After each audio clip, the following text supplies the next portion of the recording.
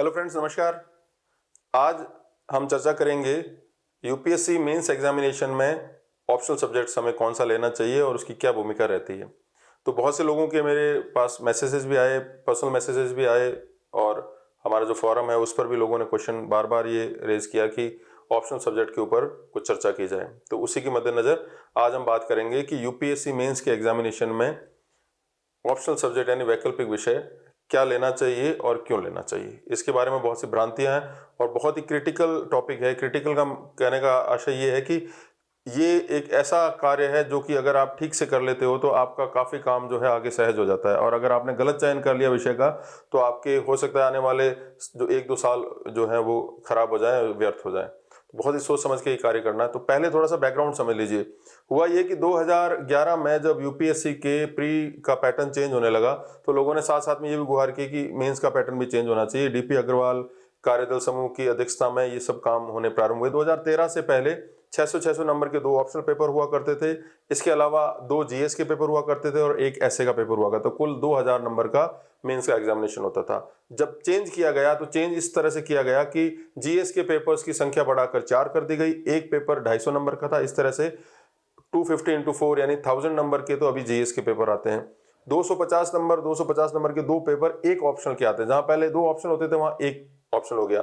तो पहले जहां पर 1200 नंबर के ऑप्शनल का वेटेज होता था, अब 500 नंबर पर ये सिमट गया है, लेकिन फिर भी इसकी महत्ता बरकरार है। 250 नंबर के 2 पेपर यानी 500 नंबर का ऑप्शनल, 1000 नंबर का जीएस और 250 नंबर का एसए, कुल 1750 नंबर का आपका जो है मेंस का एग्जामिनेशन होता है। उसी से आपकी कट ऑफ निर्धारित होती है। अगर आप 50% से अबव ले जाते हो तो आपको बहुत अच्छी रैंक मिलने की संभावना रहती है।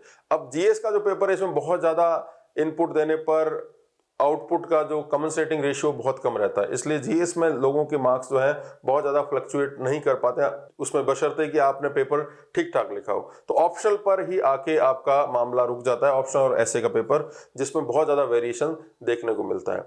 ऑप्शनल वैकल्पिक विषय अब आप क्या लेते हो। जब भी कोई यूपीएससी का एस्पिरेंट स्टार्ट करता है अपनी प्रिपरेशन तो सबसे पहला सबसे बड़ा एक प्रश्न ये उठता है कि कौन सा पेपर लें, कौन सा ऑप्शनल सब्जेक्ट हमें लेना चाहिए।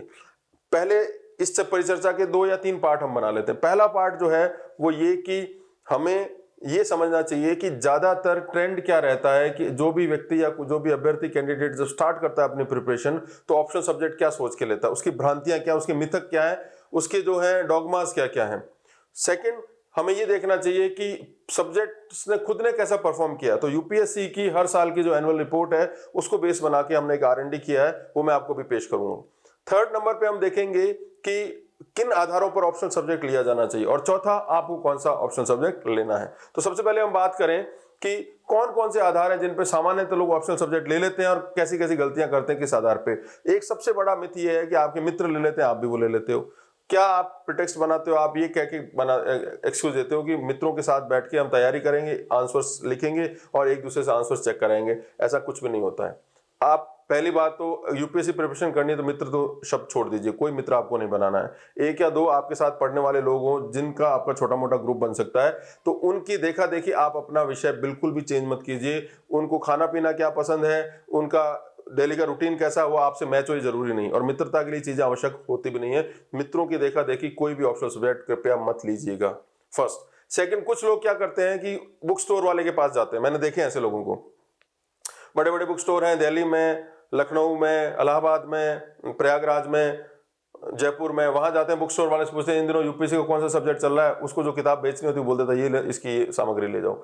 ऐसा बिल्कुल मत करें। देखिए ये बिल्कुल वैसा ही है कि आप कोई बहुत बड़ी बीमारी से पीड़ित हो और केमिस्ट के पास जाते हो डायरेक्ट विदाउट कंसल्टिंग डॉक्टर कि कोई दवाई दे दो मैं ठीक हो जाऊं, तो क्या आप ठीक हो पाओगे? अगर हो भी सकते हो ठीक, कुछ लोग सेलेक्ट भी वैसे ही हो जाते हैं, लेकिन उसमें रिस्क कितना है, रिस्क एंटेल्ड जो है वो बहुत ज्यादा है, तो कृपया ऐसा ना करें। 2, तीसरी बात जो है कि हमें ये सब्जेक्ट पसंद है, ये सब्जेक्ट बहुत रोचक है, मुझे पढ़ने में पसंद है तो मैं इसको नहीं छोड़ सकता, नहीं छोड़ सकती, ऐसा भी बिल्कुल नहीं होना चाहिए। आप यहाँ पर रोचक सब्जेक्ट पढ़ने के लिए नहीं आए हैं, आप अपना मनोरंजन करने के लिए नहीं आए, आप अपना करियर बनाने के लिए आए हैं, और सब्जेक्ट का चयन बिल्कुल प्रोफेशनली आपको करना है। ऐसा विषय आपको चुनना है जो मनोरंजन करने की बजाय आपका चयन कराए। चयन हो गया तो मनोरंजन बाद में आपका खूब होता रहेगा, अन्यथा जो है मनोरंजन भी छूट जाएगा। तो कृपया इसको बिल्कुल जो है माइंड में अच्छे से बिठा लीजिए। एक और आधार लोग जो है विषय को चयन में रहते हैं कि भाई ग्रेजुएशन में, पोस्ट ग्रेजुएशन में, यूजी पीजी में हमारे पास ये विषय था तो हम इसके साथ में कैरी ऑन करें। ऐसा कुछ भी आवश्यक नहीं है। ज्यादातर जो लोग मैंने सेलेक्ट होते देखे, इवन मेरे बैच के भी बहुत से ऐसे लोग थे, उनके ऑप्शनल सब्जेक्ट जो है, हमारे टाइम में 2 ऑप्शनल सब्जेक्ट होते थे, तो ऑप्शनल सब्जेक्ट जो थे वो इसलिए नहीं लिए गए थे कि उनके पास में ग्रेजुएशन या पोस्ट ग्रेजुएशन में थे।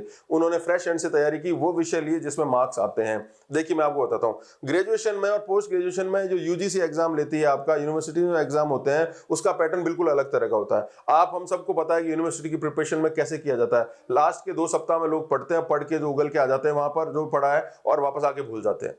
तो वो कहीं भी किसी भी रूप में आपको बहुत ज्यादा हेल्प करे ऐसी कोई जरूरी नहीं। कुछ लोग टीचर्स को देखकर, कोचिंग संस्थान को देखकर भी अपना विषय चेंज करते हैं। इस पर न्यूट्रल है। अगर आपको लगता है कि किसी टीचर्स की सहायता से आपका सिलेक्शन हो रहा है, टीचर्स और कोचिंग संस्थान को देखने से पहले आप कम से कम ये जरूर सीखिएगा, देखिएगा कि जो टीचर्स आपको पढ़ाने वाला है, क्या उसने यूपीएससी मेंस में कभी अपना जो है सर खपाया है, कभी वो यूपीएससी के मेंस देते समय एग्जामिनेशन हॉल में बैठा है, क्या उसमें उसको सक्सेस मिली है। अगर उसको सक्सेस नहीं मिली है तो आपको सफलता का, इस चक्रव्यूह को भेदने का रास्ता कैसे बता सकता है।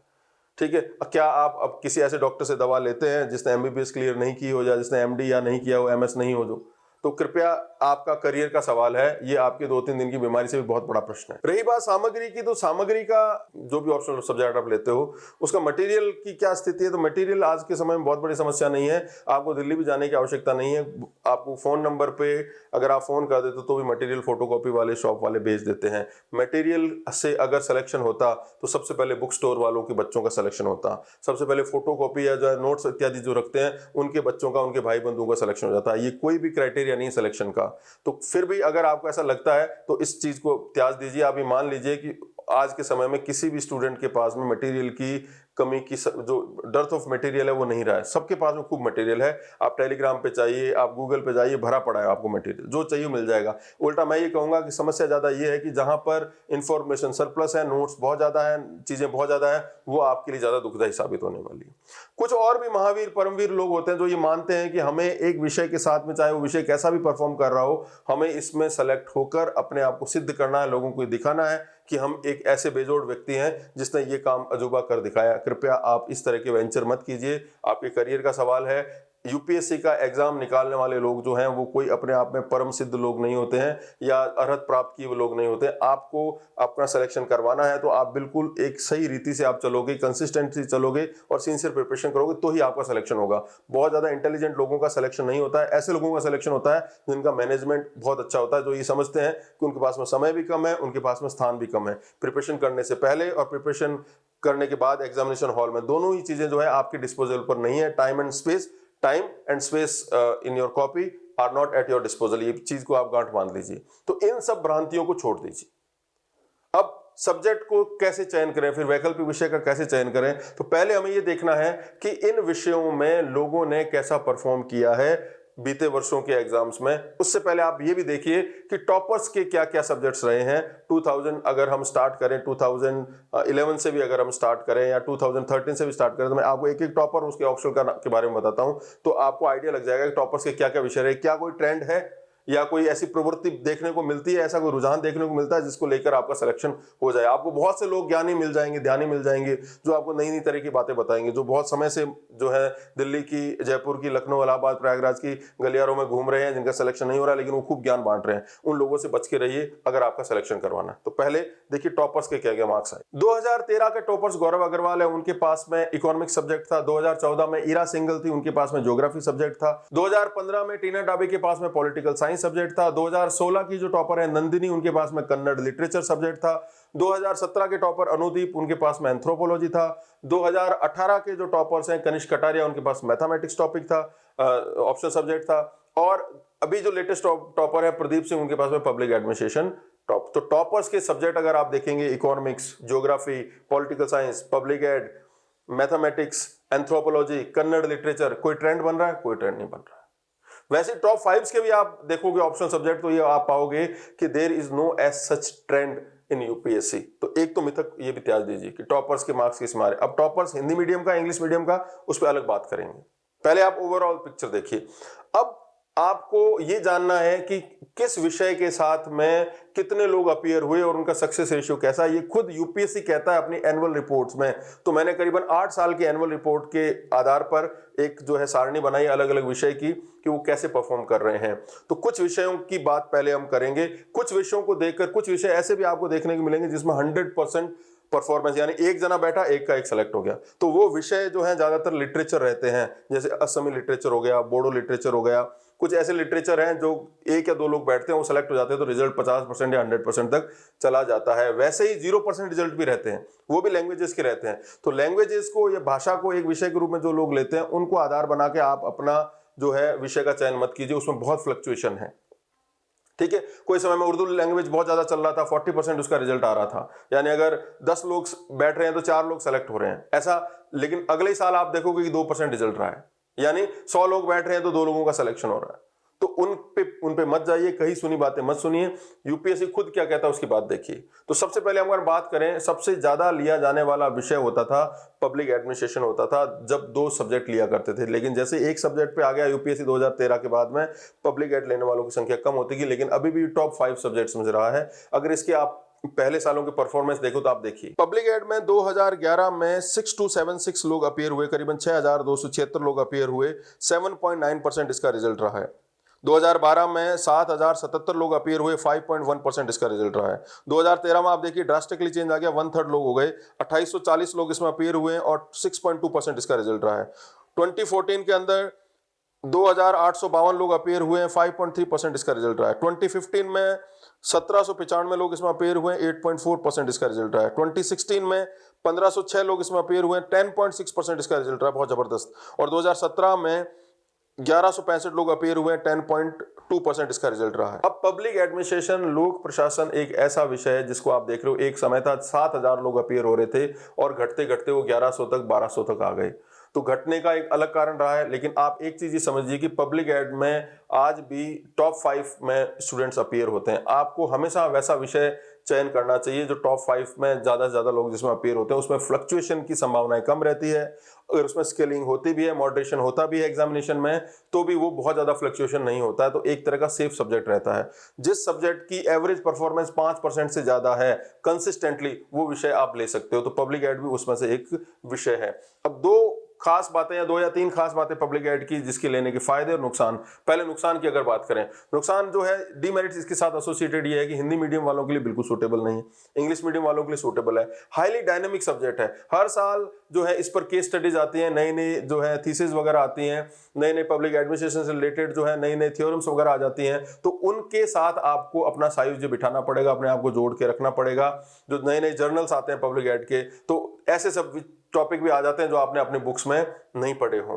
तो पब्लिक एड के साथ 2 बड़े जो इश्यूज रहेंगे, एक तो रहेगा विषय का, भाषा का, एक रहेगा इसके आकार का, सिलेबस बहुत बड़ा है, और तीसरा इसके डायनेमिज्म का, चीजें निरंतर चेंज होती रहती है, उससे आपको अपडेट करना पड़ेगा। लोग करते भी हैं, ठीक है। जो अच्छी बात यह है कि पब्लिक एडमिनिस्ट्रेशन बहुत बड़े पार्ट को कवर करता है, जिसमें एक गवर्नेंस का पार्ट है जो आपकी पॉलिटिकल साइंस में आ जाता है, जो आपके जीएस के पेपर के अंदर, इसके अलावा एथिक्स का पार्ट है वो भी इसके अंदर आ जाता है। तो ऐसे बहुत से टॉपिक हैं जो आप कवर कर लेते हो ऑप्शनल के साथ साथ जीएस के अंदर, ठीक है। दूसरा जो जीएस के अंदर खासकर एथिक्स में और ऐसे में भी अगर आपको कुछ गवर्नेंस से रिलेटेड मामले हो तो इसमें जोड़ सकते हो। तो पब्लिक एडमिनिस्ट्रेशन इस लिहाज से एक अच्छा विषय माना जा सकता है। आप अपनी स्ट्रेंथ देखिए, इस विषय की स्ट्रेंथ देखिए, आप उसके साथ अगर अपने आप को कंफर्टेबल पाते हैं तो आप जरूर लीजिए। हिंदी मीडियम वालों के लिए मैं आपको सजेस्ट नहीं करूंगा ये विषय लें। दूसरा जो विषय है, जो सबसे ज्यादा लिया जाने वाला विषय था, आज भी सबसे ज्यादा बच्चे जो अपीयर होते हैं, कैंडिडेट जो अपीयर होते हैं जिस विषय के साथ है, वो है ज्योग्राफी। अब ज्योग्राफी के पहले डेटास देखिए। ज्योग्राफी में 2011 में 4096 लोग अपीयर हुए, 7.6% रिजल्ट रहा। 2012 में 4351 लोग अपीयर हुए, 7.2% रिजल्ट रहा। 2013 में 3158 लोग अपीयर हुए, 5.6% रिजल्ट रहा। 2014 में 3515 लोग अपीयर हुए, 7.3% रिजल्ट रहा। 2015 में करीबन 3391 लोग इसमें अपीयर हुए, 3.4% रिजल्ट रहा। एक बार ये डिप हुआ है ये यहाँ, क्योंकि टफ पेपर आ गया था। 2016 में 3427 लोग अपीयर हुए हैं, 5.9% रिजल्ट रहा। और 2017 में 2669 लोग अपीयर हुए हैं, 5.5% रिजल्ट रहा। ज्योग्राफी आज भी यूपीएससी के एस्पिरेंट्स द्वारा लिया जाने वाला सबसे बड़ा विषय है, सबसे ज्यादा लोग इसमें अपीयर होते हैं, ये बरकरार है। जब पब्लिक एड हुआ करता था, 2 सब्जेक्ट होते थे, तब ये सेकंड नंबर पे रहता था, अभी ये फर्स्ट नंबर पे है। तो नंबर ऑफ स्टूडेंट्स अगर देखे जाएं, कैंडिडेट्स देखे जाएं, अभ्यर्थी देखे जाएं, ज्योग्राफी में सबसे ज्यादा है। सक्सेस रेशियो भी 5% से ऊपर हर बार रहा है, एक साल को अगर छोड़ दिया जाए तो। ज्योग्राफी भी एक जो है ऐसा सब्जेक्ट माना जा सकता है जो रिलायबल है, जिस पे आप बैंक अपॉन कर सकते हैं। अब देखिए, समझिए आप ज्योग्राफी की स्ट्रेंथ क्या है, ज्योग्राफी की कमियां क्या है। सबसे पहले कमियां देखिए, बहुत बड़ा सिलेबस है। दूसरा, हिंदी मीडियम वालों के लिए एक समस्या है कि जब तक आप टेक्निकल शब्दों को इंग्लिश में नहीं लिखेंगे तब आपके मार्क्स नहीं आएंगे। बहुत से शब्द ऐसे हिंदी में, जैसे वाताग्र हो गया, जैसे चक्रवात हो गया, ऐसे बहुत सी चीजें ऐसी है जो कि टेक्निकल इंग्लिश में होती है, मास्टर की इंग्लिश में बनती है। तो अगर आपको ज्यादा मार्क्स फेच करने हैं तो ज्योग्राफी के टेक्निकल शब्दों को आपको इंग्लिश में लिखना पड़ेगा, जिसमें आपका समय ज्यादा लगेगा, तो आपको एक्स्ट्रा प्रैक्टिस करनी पड़ेगी। 2 बातें। तीसरी जो सबसे बड़ी इसमें बात है, कभी कभार कुछ ऐसे टॉपिक्स भी पूछ लिए गए हैं ज्योग्राफी में जो बिल्कुल लेटेस्ट थे, बिल्कुल डायनेमिक थे, कोई नासा की नई थ्योरी इत्यादि आ गई, तो उसको कर पाने में लगभग सारे स्टूडेंट्स असमर्थ रहे, तो उस साल ज्योग्राफी बिल्कुल पिट गया। स्ट्रेंथ के नाम पर देखा जाए तो ज्योग्राफी एक बहुत बड़ा पोर्शन कवर करता है जीएस का। इन्वायरमेंट इकोलॉजी का पोर्शन बहुत बड़ा कवर किया जाता है। ह्यूमन ज्योग्राफी में अगर आप देखोगे तो अर्बनाइजेशन इत्यादि की समस्याएं भी हैं, वो ज्योग्राफी कवर करता है। तो ज्योग्राफी जीएस का, एसए का, इवन इंटरव्यू में बहुत सी चीजें कवर करता है। ज्योग्राफी के साथ एक अच्छी बात यह भी है कि जो साइंस बैकग्राउंड के लोग हैं उनको अगर कोई साइंटिफिक सब्जेक्ट लेना है ह्यूमैनिटीज के अंदर, सोशल साइंस के अंदर, तो उसमें ज्योग्राफी जो है one of the best option माना जाएगा। तो ज्योग्राफी आज भी इसीलिए सबसे ज्यादा बच्चे लेते हैं, सबसे ज्यादा कैंडिडेट लेते हैं, क्योंकि ये एक ट्रस्टवर्दी सब्जेक्ट के रूप में उभर रहा है। रही बात मटेरियल की, रही बात कोचिंग की, इसका कोई अभाव नहीं है। तीसरा जो टॉपिक सबसे ज्यादा, तीसरा जो ऑप्शनल विषय जो सबसे ज्यादा लिया जाता है वो है हिस्ट्री। अब हिस्ट्री का परफॉर्मेंस देखिए 2011 से। 2011 में हिस्ट्री में 1761 लोग अपीयर हुए, 8.5% इसका रिजल्ट था। 2012 में अगर आप देखोगे 2090 लोग अपीयर हुए, 9.2% रिजल्ट रहा, बहुत जबरदस्त। 2013 में 1303 लोग अपीयर हो रहे हैं, 7.7% रिजल्ट रहा है। 2014 में 1560 लोग अपीयर हो रहे हैं, इसमें 6.5% रिजल्ट रहा है। 2015 में 1881 लोग अपीयर हो रहे हैं, इसमें 5.6% रिजल्ट रहा है। 2016 में 1427 लोग अपीयर हुए हैं, 4.2% रिजल्ट रहा है। 2016 में ज्योग्राफी के साथ हिस्ट्री भी पिट रहा है। और 2017 में 1074 लोग अपीयर हुए, 5.5% इसका रिजल्ट रहा है। अब अगर हिस्ट्री का अगर आप ट्रेंड देखो तो आप ये पाओगे कि हिस्ट्री भी एक कंसिस्टेंट सब्जेक्ट है। और हिस्ट्री की सबसे खास बात यह है कि हिंदी मीडियम में हिंदी लिटरेचर के अलावा सबसे अच्छी परफॉर्मेंस करने वाला विषय हिस्ट्री है। हिस्ट्री की स्ट्रेंथ क्या है, हिस्ट्री की कमजोरियां, पहले कमजोरियां समझिए। बहुत वास्ट सिलेबस है। वास्ट का मतलब यह है जो कुछ घटा है अब तक विश्व इतिहास में, भारत के इतिहास में, वो सब पूछा जाता है। हालांकि इसका दायरा बड़ा है, लेंथ और ब्रेड्थ ज्यादा, लेकिन बहुत ज्यादा डीपनेस इसमें है नहीं, एक चीज। दूसरा, चीजें आपको रट्टा मारनी पड़ती है। अब रट्टा मारने का जो मिथक वो ये है कि हिस्ट्री के कुछ ही पार्ट का आपको रट्टा मारना पड़ता है, बाकी वैसे ही है जैसा साइंस के अन्य विषय होते हैं। ये भी अगर सिलसिलेवार ढंग से पढ़ा जाए तो काफी सरल माना जाता है। लेकिन फिर भी अगर हम इसकी डीमेरिट्स माने तो बहुत सी चीजें, डेट्स, पर्सनैलिटीज और स्थान आपको रट्टा मारने पड़ते हैं। अब इसकी स्ट्रेंथ देखिए। स्ट्रेंथ जैसे ज्योग्राफी की स्ट्रेंथ है वैसे हिस्ट्री की स्ट्रेंथ है। ज्योग्राफी में एक चीज आपको बताना भूल गया कि ज्योग्राफी और हिस्ट्री में मैपिंग के क्वेश्चन आते हैं। मैपिंग के क्वेश्चन पूरे ऑब्जेक्टिव होते हैं। अगर आपकी मैपिंग ठीक है तो आपको भर भर के नंबर मिलेंगे। तो वैसे ही हिस्ट्री में भी मैपिंग का एक क्वेश्चन आता है जो कि बहुत ज्यादा मार्क्स फैचिंग माना जाता है। अगर आपकी मैपिंग ठीक है तो आपको खूब मार्क्स आएंगे, हिंदी मीडियम हो चाहे इंग्लिश मीडियम हो। दूसरी सबसे बड़ी स्ट्रेंथ ये है कि ये जीएस का बहुत बड़ा पोर्शन कवर करता है, चाहे वो फ्रीडम स्ट्रगल हो, चाहे वो कल्चर का पार्ट हो, चाहे वो प्री में हो, मेंस में। इसके साथ साथ में जो पॉलिटिकल डायनेमिज्म का पार्ट है वो भी इसके अंतर्गत आता है, कॉन्स्टिट्यूशन मेकिंग का पार्ट है वो भी इसके अंतर्गत आता है। तो पॉलिटिकल साइंस का और हिस्ट्री का एक बहुत बड़ा पार्ट इसी सब्जेक्ट के अंदर कवर हो जाता है। साथ ही साथ में आप इंटरव्यू में और मेंस में जीएस के पेपर को भी इसके साथ आसानी से कवर कर सकते हो। रही बात सोर्सेज की, तो सोर्सेज में मटेरियल भी बहुत है और कोचिंग भी अवेलेबल है प्रचुर मात्रा में। आप ये विषय खास करके आप हिंदी मीडियम के और हिंदी लिटरेचर अगर आपको सूट नहीं कर रहा तो हिस्ट्री जो है सबसे ज्यादा रिकमेंडेबल सब्जेक्ट माना जाता है। हिस्ट्री के बाद में एक और विषय जो सबसे ज्यादा लिए जाने वाला सब्जेक्ट है वो सोशियोलॉजी। सोशियोलॉजी की परफॉर्मेंस देखिए। 2011 में 2152 लोगों ने इसमें लिया, 8.2% इसका रिजल्ट रहा। 2012 में 2490 लोग अपीयर हुए, 9.2% रिजल्ट रहा। 2013 में 1467 लोग अपीयर हुए, 9.1% रिजल्ट रहा। 2014 में 1819 लोग अपीयर हुए, 10.6% रिजल्ट रहा।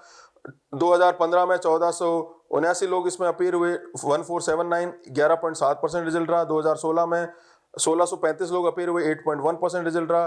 2017 में 1421 लोग अपीयर हुए, 9.6% रिजल्ट रहा। तो सोशियोलॉजी का सक्सेस परसेंटेज हिस्ट्री ज्योग्राफी और पब्लिक एड तीनों से ज़्यादा है, लेकिन नंबर ऑफ स्टूडेंट्स थोड़े से कम हैं, तो इसलिए थोड़े से फ्लक्चुएशन की उम्मीद रहती है। लेकिन फिर भी ये अभी तक देखे गए सबसे ज़्यादा पसंद किए जाने वाले विषय में से रहा है, जिसने सबसे अच्छी परफॉर्मेंस दर्ज कराई है। नंबर थोड़ा सा कम है, लेकिन फिर भी टॉप 5 सब्जेक्ट्स में ही बना हुआ है। सोशियोलॉजी की जो है दो कमजोरियां समझिए। सोशियोलॉजी की पहली कमजोरी ये है कि सोशियोलॉजी में आपको बुक्स और डेफिनेशंस का रट्टा मारना पड़ता है। दूसरा, बहुत से लोगों की सोच में सोशियोलॉजी की चीज़ें जो कंपेटेबल नहीं रहती है, नई नई सोशल थ्योरीज आती हैं, समाज को समझने की नई नई चीज़ें आती है, उनके साथ में आपको व्यवहार करना, उसको उसके साथ में उसको समझना थोड़ा मुश्किल हो जाता है। और सबसे बड़ी डिमेरिट ये है कि हिंदी मीडियम में बहुत ज़्यादा अच्छा परफॉर्म नहीं कर पा रहा है लंबे समय से, इंग्लिश मीडियम में अच्छा परफॉर्म कर रहा है, जिसका मुख्य कारण मैंने आपको बताया कि डेफिनेशन इत्यादि जो है वो मास्टर की में मैच नहीं कर पाते हिंदी के साथ में। अब आ जाइए खास बात क्या है। एक तो जीएस का एक पोर्शन जो है जिसमें हम एथिक्स का, तो उसमें सोशल प्रॉब्लम्स की भी पार्ट आते हैं, वो सोशियोलॉजी में बहुत अच्छे से आप कर सकते हो। समाज को समझने का नया तरीका, समाज में जो चीज़ें गत्यात्मकता है, समाज के अंदर गतिशीलताएं हैं, उनको समझने के लिए आपको एक नया पर्सपेक्टिव, एक नया संदर्श मिलता है, जो आप ऐसे के पेपर में भी डाल सकते हो, अपने मेंस के आंसर में लिख सकते हो। उससे सोशियोलॉजी में बहुत फायदा मिलता है। इंग्लिश मीडियम में अच्छा परफॉर्म करता है, हिंदी मीडियम में कंसिडरेबली कम है, लेकिन इसको आप ले सकते हो एक अच्छे विषय के रूप में। रही बात कंटेंट की, रही बात गाइडेंस की, वो प्रचुर मात्रा में उपलब्ध है। सोशियोलॉजी के बाद में जो अगला सब्जेक्ट जिसकी हम चर्चा करेंगे वो है पॉलिटिकल साइंस। पॉलिटिकल साइंस भी टॉप 5 सब्जेक्ट्स में रहा है। पहले इसकी परफॉर्मेंस देखिए। 2011 में 866 लोग अपीयर हुए पॉल साइंस में, 9.7% रिजल्ट रहा। 2012 में 1107 लोग अपीयर हुए, 10.9% रिजल्ट रहा। 2013 में 651 लोग अपीयर हुए, 6.1% रिजल्ट रहा। 2014 में 907 लोग अपीयर हुए, 6.3% रिजल्ट रहा। 2015 में 989 लोग अपीयर हुए, 6.9% रिजल्ट रहा। 2016 में 1218 लोग अपीयर हुए, 8.8% रिजल्ट रहा। 2017 में 1246 लोग अपीयर हुए, 9.4% रिजल्ट रहा। तो पॉलिटिकल साइंस भी टॉप 5 सब्जेक्ट्स में बना हुआ है। हिंदी मीडियम और इंग्लिश मीडियम दोनों के लिए अच्छा माना जाता है। सबसे पहले दो कमजोरियां समझिए। पॉलिटिकल साइंस की दो बड़ी कमजोरी ये है, पहला जो है, एक तो इसका सिलेबस बहुत वास्ट है।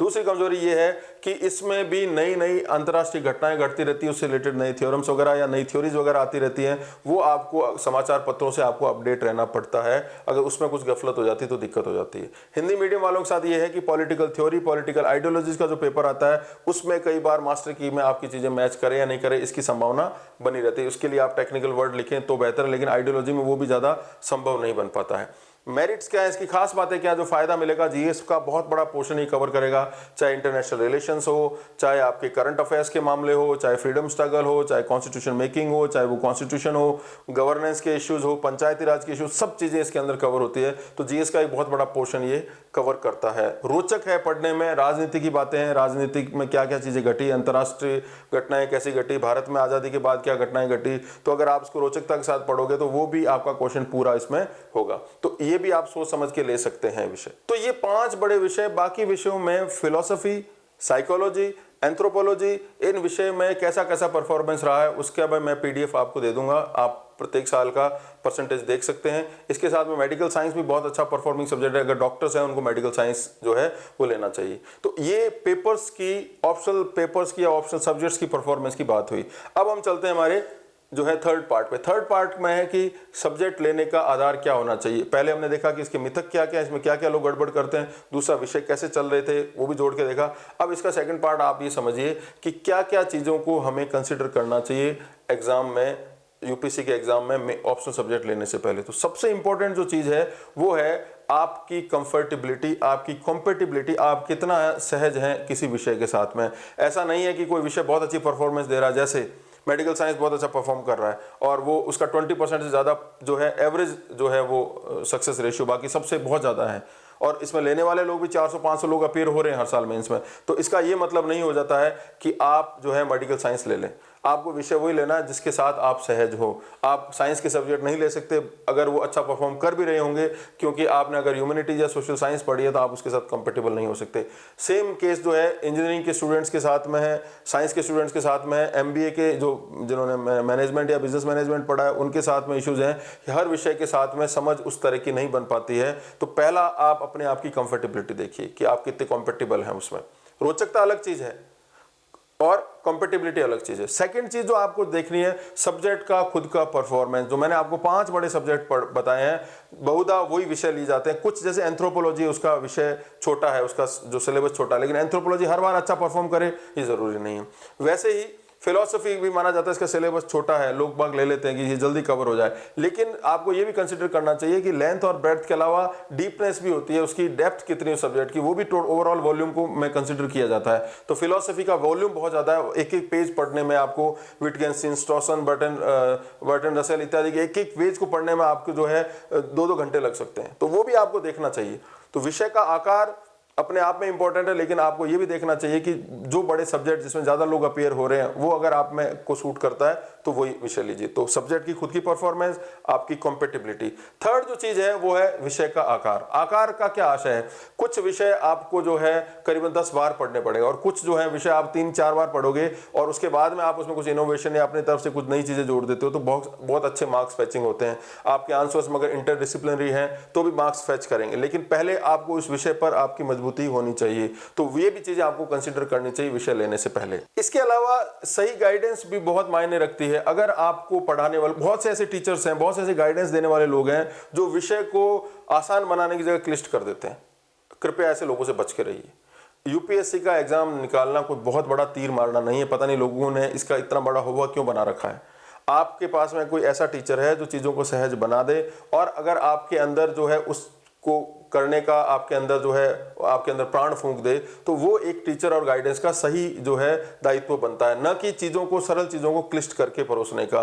कभी भी बहुत ज्यादा जो कॉम्प्लेक्स है, बहुत ज्यादा क्लटर्ड आंसर्स को, क्लटर्ड सोच को यूपीएससी एंटरटेन नहीं करता है। तो हर पेपर, हर ऑप्शन संभव है बशर्ते आपको गाइड करने वाला व्यक्ति सही हो, समर्थ हो, कॉम्पिटेंट हो। तो ये भी एक बहुत बड़ा आधार रहता है विषय को लेने का। सामग्री बहुत बड़ा इश्यू नहीं रहा, ठीक है। गाइडेंस का मैं इसलिए बोल रहा हूं ज्यादा कंसिडरेबल, इसलिए क्योंकि आपकी फिजिकल प्रॉक्सिमिटी के अलावा भी अगर आप ऑनलाइन भी पढ़ते हैं तो भी आपको सही समय में बांध के रखे। आपको गाइड करने वाले व्यक्ति का केवल ये दायित्व नहीं बनता कि विषय में क्या चीजें दी गई है उसको स्पष्टीकरण करे, साथ में ये भी बताया कि आपकी ओवरऑल प्रिपरेशन में आप कितनी एनर्जी किस पे लगा रहे हो, मैनेजमेंट के साथ में, वो ज्यादा इंपॉर्टेंट होती है। एक कोचिंग इंस्टीट्यूट का भी सबसे बड़ा दायित्व ये बनता है कि आपसे आपका बेस्ट कैसे निकाला जाए, न कि ये कि आप अपना पांडित्य प्रदर्शन करो। 25 विद्वान बड़े बड़े आ जाएंगे देश भर से लाए हुए, वो अपने ज्ञान का बखान कर देंगे, अपने ज्ञान का जो है विशद प्रदर्शन कर देंगे और आप उनसे खुश हो जाओगे, उससे आपका सिलेक्शन नहीं होगा। आपका सिलेक्शन होगा आप खुद को कैसे जो है प्रेजेंट करते हो अपनी कॉपी के अंदर, क्योंकि कॉपी चेकर के पास में केवल आपकी कॉपी जाएगी और वो आपको जो है उस दिए गए समय में ही आपको अपना जौहर दिखाना पड़ेगा। तो इस चीज को हमेशा माइंड में रखिए। विषय लेना है केवल मीन्स के रूप में, एंड्स के रूप में नहीं रहना। हमें बहुत ज्यादा जो है ज्ञानवान नहीं बनना उस विषय के ऊपर। बहुत से लोगों को मैंने ये भी देखा है कि हमने तो 2 साल ये विषय पढ़ लिया, अब वो विषय परफॉर्म नहीं कर रहा है तो फिर हम ये विषय कैसे छोड़ दें। तो इसका मतलब ये नहीं है कि आप दो दिनों से एक कुएं की तरफ जा रहे हैं और आपको मालूम चला कि कुआं है आगे, तो बोले अब तो 2 दिन चल लिया तब मेरे को गिरना ही है इसमें। ऐसा नहीं होता है, क्योंकि चांस इसीलिए दिए जाते हैं यूपीएससी में कि अगर आप में वाकई में दमखम है और आपको लग रहा है कि विषय के साथ आप न्याय नहीं कर पा रहे हो तो अपना विषय परिवर्तित कर सकते हो। इसीलिए यूपीएससी चांस रखता, नहीं तो एक ही बार के चांस रखता। तो आप इस बात को समझिए। तो इन चीजों को अगर आप कंसीडर करते हो तो आप विषय को आसानी से ले सकते हो। हिंदी मीडियम के स्टूडेंट्स को मैं जो बात बताना चाहूंगा, हिंदी मीडियम में सबसे अच्छा परफॉर्म करने वाला जो विषय रहा है वो हिंदी लिटरेचर। आप हिंदी लिटरेचर का परफॉर्मेंस देखिए एक मिनट। 2011 में 406 लोगों ने इसमें एग्जाम दिया, 13.1% रिजल्ट है। देखिए आप 2012 में 505 लोग अपीयर हुए, 11.7% रिजल्ट है। 2013 में थोड़ा गिर गया रिजल्ट, 284 लोग अपीयर हुए और 4.2% रिजल्ट रहा। 2014 में 407 लोग अपीयर हुए, 5.4% रिजल्ट रहा। 2015 में एकदम गिर गया रिजल्ट, 428 लोग अपीयर हुए, 2.8% रिजल्ट रहा। 2016 में 288 लोग अपीयर हुए, 12.5% रिजल्ट है, बहुत अच्छा रिजल्ट है। 2017 में 267 लोग अपीयर हुए, 7.1% रिजल्ट है। तो हिंदी मीडियम के लोगों के लिए सबसे अच्छा चलने वाला विषय हिस्ट्री से भी ज्यादा, हिस्ट्री सेकंड नंबर पे है, वो हिंदी लिटरेचर है। तो हिंदी मीडियम वालों को मैं सजेस्ट करूं, लेकिन जिनको लिटरेचर की समझ नहीं है, जिनको लगता है साहित्य पढ़ना, कविता पढ़ना, गद्य पद्य ये जो पढ़ना हमारे को सूट नहीं करता, हमको ना तो चीजें समझ में आती है, वो कृपया ना लें, ठीक है। बाकी आपको इसमें गाइडेंस भी मिल जाएगा, बुक्स भी मिल जाएंगी। विकास देवी कीर्ति दृष्टि के जो निदेशक हैं वो भी पढ़ाते हैं। मैं उनसे नहीं पढ़ा, लेकिन मैंने सुना बहुत अच्छा पढ़ाते हैं, उनके पढ़ाई में से काफी मार्क्स आते हैं, लोगों का सिलेक्शन हो रहा है। तो आप वो भी कंसीडर कर सकते हैं अगर आपको ये लगे कि आपको एक ऐसा विषय लेना जो 3-4 महीने में आपको तैयार कर। मैंने ऐसा भी देखा है इंग्लिश मीडियम के लोग भी हिंदी लिटरेचर लेके पास होते हैं। तो हिंदी लिटरेचर की खास बात यह है कि ये हिंदी मीडियम वालों के लिए सबसे कॉम्पेटेबल है। सेकंड नंबर पर हिस्ट्री विषय आता है। अब आपको एक चीज समझनी है, हिंदी मीडियम के जो लोग हैं उनको ऐसे ही विषय लेने चाहिए जो कि टेक्निकल नहीं है।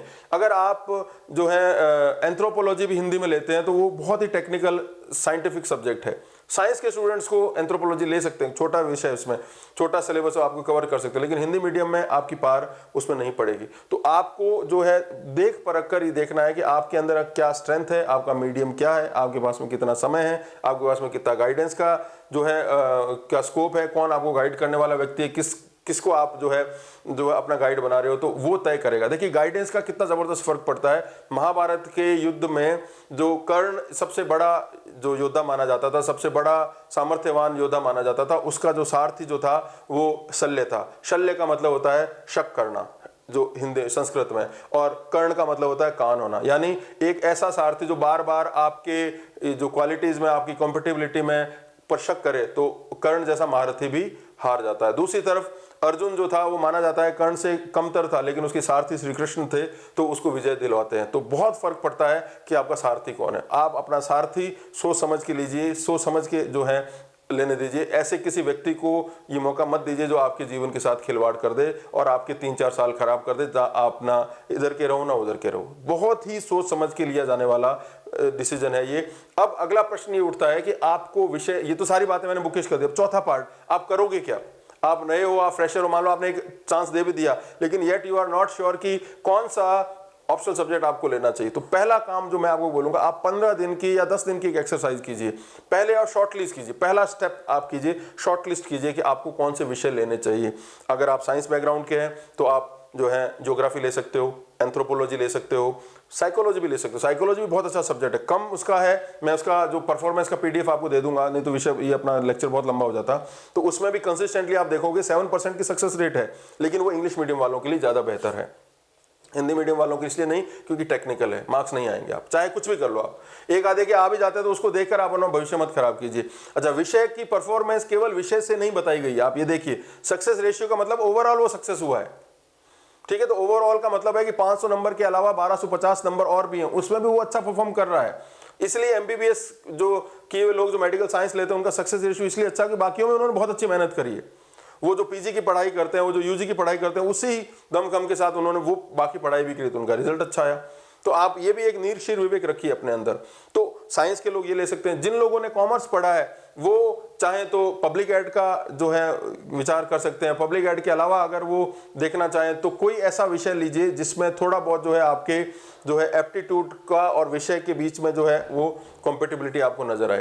तो मैं इकोनॉमिक्स आपको सजेस्ट नहीं करूंगा, इकोनॉमिक्स बहुत अच्छा परफॉर्म नहीं कर रहा।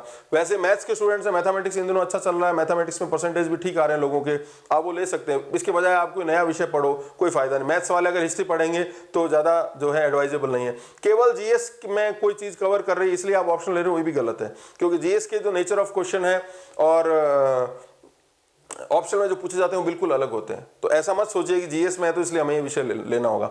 बहुत ही सोच समझ के साथ। तो पहले शॉर्ट लिस्ट कीजिए आप कि आपको कौन सा जो है इन 5 विषयों में से कौन सा लेना है। 5 विषय शॉर्ट लिस्ट कर लीजिए या 4 कर लीजिए।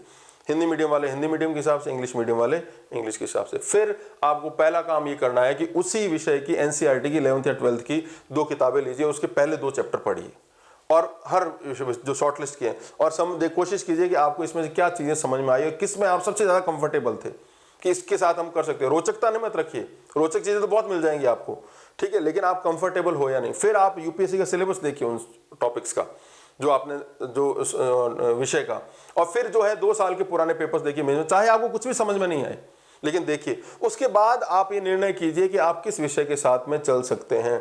चाहे इसमें 2 सप्ताह लगाइए, मैं कह रहा हूं आप चाहे 1 महीना लगाइए, लेकिन एक बार विषय आपने चयन कर लिया फिर उसी के साथ आपको अपना जो है एग्जाम क्लियर करना है। ये बिल्कुल वैसा है जैसा आप अपना जीवन साथी चुनते हो, क्योंकि वो स्थायी रूप से आपके घर में निवास करने वाला है, करने वाली है, और ये आपके डेस्टिनी को भी प्रभावित करेगी, मानिए चाहे मत मानिए। तो वैसे ही विषय भी आपके साथ जुड़ा हुआ होना चाहिए। तो ये सारी बातें जो मैंने जो बातें बताई मेरे नितांत निजी मत है। आपको हो सकता है मेरी बातों से बहुत से लोग जो हैं वो वास्ता नहीं रखते, उनको लगता हो कि मैं सही बात है, लेकिन मेरे ये जो है निजी मत है। और मैंने जो भी बातें आपको कही है वो यूपीएससी द्वारा जो जुटाई गई सामग्री उसी के तथ्यों के आधार पर की है, और मेरे इतने लंबे अनुभव के आधार पर, मेरे साथ जिन लोगों ने ट्रेनिंग की उनको देखने के आधार पर मैंने ये आपको बताई है। तो विषय, वैकल्पिक विषय फिर भी अगर आपको चुनना है तो 1-2 लोगों से और भी सलाह लीजिए, ये मेरी सलाह है आपको। ठीक है, विषय लीजिए, उस पर भरपूर तैयारी कीजिए और मैं आपको गारंटी दिलाता हूं कि यूपीएससी का एग्जाम निकालना किसी भी रूप में दुष्कर कार्य नहीं रहेगा। आज के लिए इतना ही, शुक्रिया।